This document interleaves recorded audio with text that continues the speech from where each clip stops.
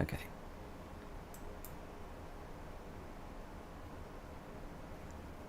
All right, you're live. Hello, everybody, and welcome to Talk Sober. And today we're going to talk about 5 things that are keeping you drunk or, maybe making you go back to the drink. Either way. And I got some volume going on here. Okay, and I'm better now. Sorry about that. Anyways, 5 things. I tell you, when I was drinking, I didn't realize there was a bunch of things. It was all about thought processes, but a bunch of things were keeping me drinking, and it was difficult to find that sobriety until I really changed. And what it really comes down to is, yes, there's a bunch of stuff. There was a bunch of factors that kept me from getting sober, but it really did come down to one thing in the end. But we're going to go over some of those things today. And first, we'll say hello to Marcus. How you doing, Marcus? Good. How you doing? I'm doing all right. All right. So, 5 things keeping you drunk. All right. You want to go through them one by one and we'll just kind of discuss each one? Yeah, sounds good. Number 5 is for me, and I think Marcus maybe it was a little bit more so, but it was stress. And the kind of stress I'm talking about would be like escaping from the stress, like financial worries, family worries, legal worries, or the stuff that I don't know is going to come up in the future. And I would stress out about this stuff. And for me, stress wasn't a huge issue, but as my drinking escalated, the stress of all that stuff culminating with the fact that I was drinking too much and that I knew that I probably had to stop, or at least my thoughts were I had to slow down at least and get control of it. But that stress of all that made me drink more. I realized I had to stop, so I'd want to escape from it, so I'd drink more. And how about you, Marcus? How did the stress affect you? Well, I found that alcohol really caused a lot of my stress. So, it kind of kept me in a cycle of this is the way I feel, this is the way I think about it. And I couldn't get outside of that loop, right? So, we look at it and we're like, okay, the loop is here. It's my current thought process affected by alcohol. But then there's no real way to get out of it unless I stop drinking. But I didn't know that back then. I thought, oh, if I get rid of the stress, I won't need to drink anymore. I didn't realize that alcohol was causing that stress, which I think is important because, we don't blame alcohol for nothing. We just kind of, go about our life and everything like that rather than actually looking at it in reality and saying, hey, alcohol is in fact the problem here. Yeah, absolutely. And that was a big thing for me too, not realizing that alcohol really was the cause of all those problems that I didn't think alcohol had anything to do with. Mm. Definitely. But just moving on, and this is related to the stress, and that's the fear. And especially getting towards the end of my drinking, it was that fear. I had tried to stop drinking many times, like most alcoholics. We try many, many times, and we try all the different methods. And I had a fear of getting sober, and that was a fear of quite a few things. The first and most acute fear was that fear of withdrawal. And every time I'd stop drinking, I went through a detox, and it was painful and it was scary, and I'd heard that it can be dangerous, and that's true. It can be dangerous. It can be very dangerous for somebody. So if you're gonna stop drinking and you're drinking right now and you're gonna stop drinking, you need to go to a doctor. But that was one of my biggest fears, is that withdrawal, because it sucked, you know and then there was the fears on top of that. What am I going to do? My life's going to become boring. It's just going to suck. I'm going to be sitting in the dark house with nothing to do and no friends because all my friends drink. And how am I going to survive without being able to go party with them and enjoy life and things like that? And in reality, my life was really boring. I'd pushed all those friends away, and that was kind of my life. So if I looked at it objectively, I'd realize that things were worse drinking, and that fear of the unknown, as far as going into sobriety. What am I going to have to do? I had no idea what I had to do to get sober, and I had no idea what was going to happen, and if I was going to get any help, and the fact that I had to open up to other people, and do you get new friends or what? I don't know. It was that fear of the unknown, and that's kind of how the fear affected me. So I would just stay doing what I was comfortable with, which was drinking. And that's one of the biggest things is, it's really hard to make those big changes. When we were in rehab, they said the only thing you have to change is everything. I mean, talk about fear when they say that. Jeez, you know, I was pretty much afraid of changing stuff and then changing everything. What does that mean? And really what it meant was changing my mindset in life. So that's kind of how that went. And how was fear of? Yeah, I think you had some pretty big issues with fear, right, Marcus? Yeah, I think it was more fear of the unknown and anxiety that got me. Anxiety was ridiculous. And then I was afraid of everything. I felt like everything was against me. I felt like the world was against me, and I needed to understand exactly what was going on and understand, hey, this is caused by alcohol. That is causing your fear. That is causing your anxiety. And, you need to stop, which was important for me. Yeah, definitely. Timberwolf was saying, he's almost 3 years sober now, and what scares him is actually having another drink. And me too. I don't know what'll happen. There's some people that that are alcoholics that can go back to having one or two, but I have not seen it in all the people that I've worked with. Anybody that's tried to go back has gone back full bore, and I've never heard good stories about it. I've always heard that it just got worse than before. And Monk was saying you were afraid to give up THC, CBD, and you decided to go 100% sober after this summer. And good, at least you've got a date planned to do that, and that's great. And video games too. We can definitely develop some habits that maybe not be too productive in our lives, and so good for you. And so number three, family and friends. So kind of like the stress, what I was talking about in stress, I was really afraid of losing all my friends. I hung out with people that drank, and I'd meet them at bars, or we'd go to the wine country. I lived in the wine country at the time. That was one of my favorite things to do, was go wine tasting. And being a chef, this is going to affect me professionally because I'm a chef. I have to pair the food with wines, things like that. And so that was a pretty big thing that kept me drinking, is I was afraid to lose all those friends. And you know what happened was when I got sober, I didn't lose any of those friends. In fact, most of them said, "Oh, you're sober now? You're not drinking? Good, good for you."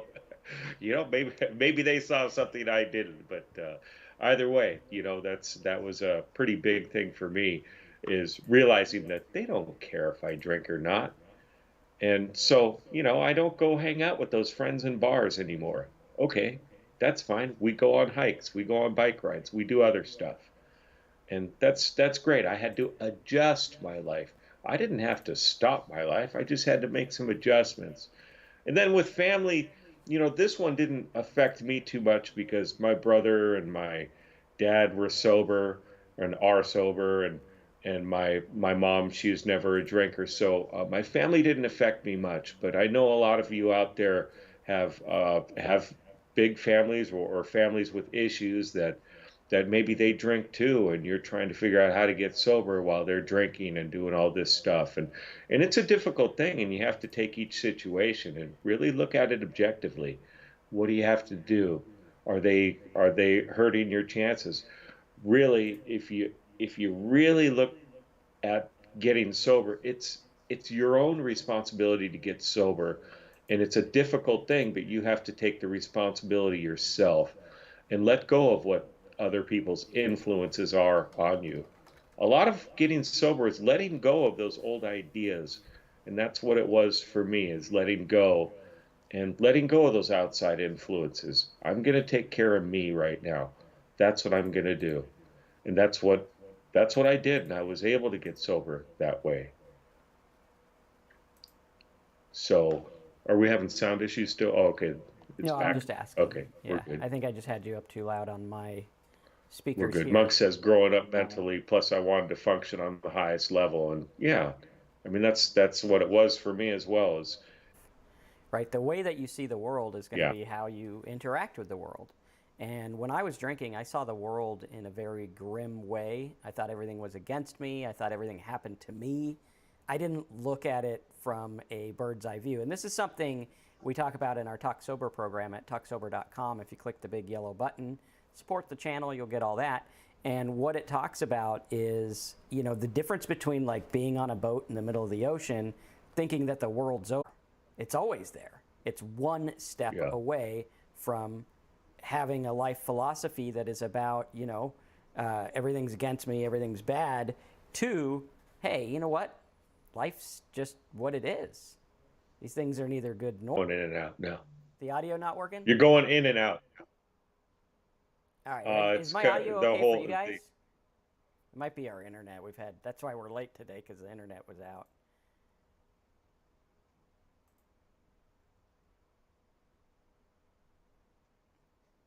Guys all hear me? well, we're only down to number three. We still got two more. All right, let's get them going. See on Skype, Marcus, you're stopping and then starting, and Okay. I'm not sure Give it what a it second. is. Let's see if it comes back. Yeah, but for me, it was the moderation. I mean, you too, Marcus, right? You thought you could moderate.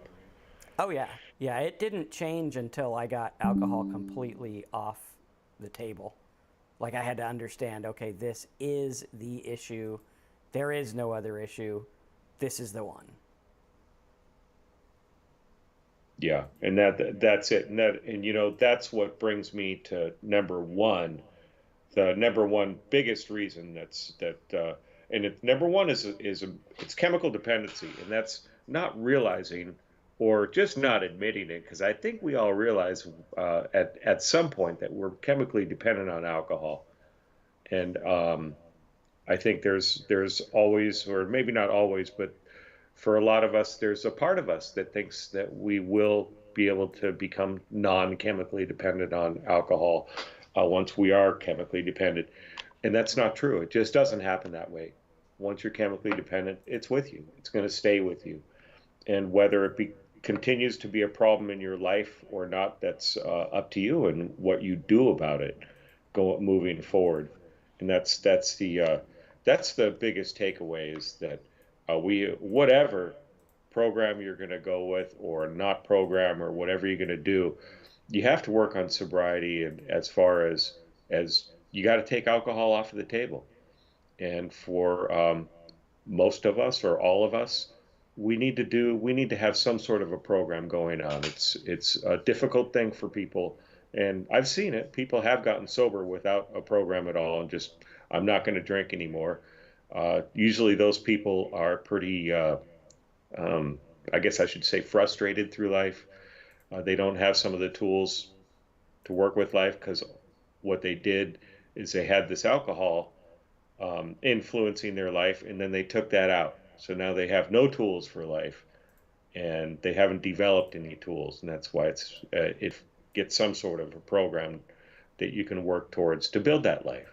I mean, if I didn't have a program, I'd probably be an angry drunk and frustrated, and that's how life would be for me. I and agree. don't know how much of all my talking you guys have gotten, because for on my end it's not working so well, but we'll see. Well, the wall is probably going to get real sober. That's right. Yeah. Dave says he tried to moderate many times and it never worked for him either, and he had to completely stop. And that's what I had to do too, and that's where that fear of the withdrawal and the fear of what was going to come next was a big time thing that kept me from getting sober. I was afraid. I didn't know what life would be like without alcohol. I drank for decades, Yeah. it was my way of life, and And it is scary. It is. It's like, Absolutely. what are you going to do when you're only security that you know is gone. Right. So we have to figure out different ways to get through life. Yeah. And for me, that was developing this life that I didn't have to run from, and starting to take on things that I enjoy. There's a couple things I did when I did get sober, and that was one, I was gonna um, try not to do things that I don't enjoy doing in life, and I was gonna try to do things that I did enjoy doing in life. I was gonna embrace life. I mean, from what I went through when I got sober, it should have killed me. So I just, this is all bonus for me now. So, I try to enjoy it. And that's what makes life worth living. And as far as the missing out on the friends and all those parties and stuff like that, I did miss out on a lot of stuff that first year, couple years of sobriety. I did miss out on a lot of those things, and I was sad to miss out on that stuff. But I knew that I had to get sober, and I knew I would be able to develop the the tools and the personality change to where I could go back to doing some of these things. I don't go to those keggers or anything like that that maybe we all went to in college, but or high school or whatever. But I am able to go to events where alcohol is being served, and it's not a problem. It's not an issue anymore. It's neither here nor there. It doesn't affect me anymore at all. But I do have to pay attention to it, and just be aware. It's not something that I have to fight anymore, and that's what the important takeaway is here. Is that now that I realize that alcohol is a chemical. I'm chemically dependent on it, even though it's not in my system anymore. Some anger issues as well. So Yeah. yeah.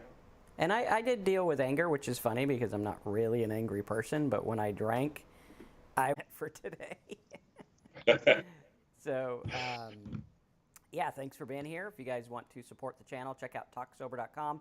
Click the big yellow button. And next week we will be. Do you want to change the time or do you want to? Next week you're out of town, Yeah. so we're going to be taking a week off, but I'll try and get a video out and look for that on this channel. All right. Sounds good. See you guys next time.